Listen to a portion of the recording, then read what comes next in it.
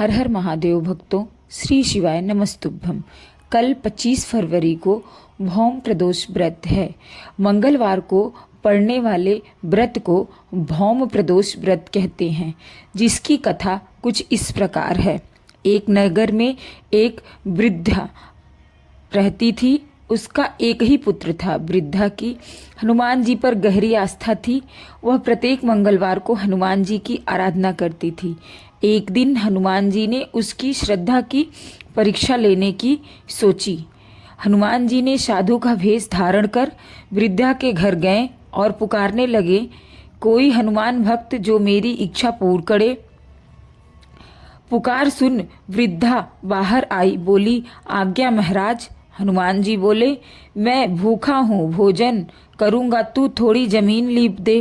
वृद्धा दुविधा में पड़ गई, अतः हाथ जोड़कर बोली, महाराज, लीपने और मिट्टी खोदने के अतिरिक्त आप कोई दूसरी आज्ञा दे, मैं अवश्य पूर्ण करूँगी। साधु ने 3 बार प्रतिज्ञा करने के बाद कहा, तू अपने बेटे को बुला, मैं उसकी पीठ पर आग जलाकर भोजन बनाऊंगा। यह सुनकर वृद्धा घबरा गई, परंतु वह प्रतिज्ञाबद्ध थी। उसने अपने पुत्र को बुलाकर साधु को सौंप दिया। वेशधारी साधु हनुमान जी ने वृद्धा के हाथों से ही उसके पुत्र को पेट के बल लिटवाया और उसकी पीठ पर आग जलवाई। आग जलाकर दुखी मन से वृद्धा अपने घर चली गई। इधर भोजन बनाकर साधु ने वृद्धा को बुलाकर कहा, तुम अपने पुत्र को बुलाकर लाओ ताकि वह भी भोजन कर ले। इस प्रकार वृद्धा बोली, उसका नाम लेकर मुझे और कष्ट न पहुँचाए।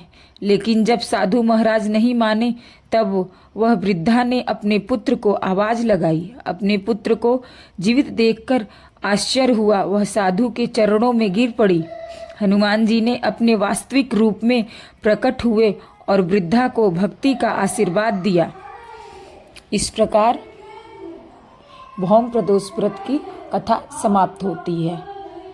इस कथा को सुनने मात्र से संपूर्ण मनोकामनाएं पूर्ण होती है। कमेंट में हर हर महादेव जरूर लिखें।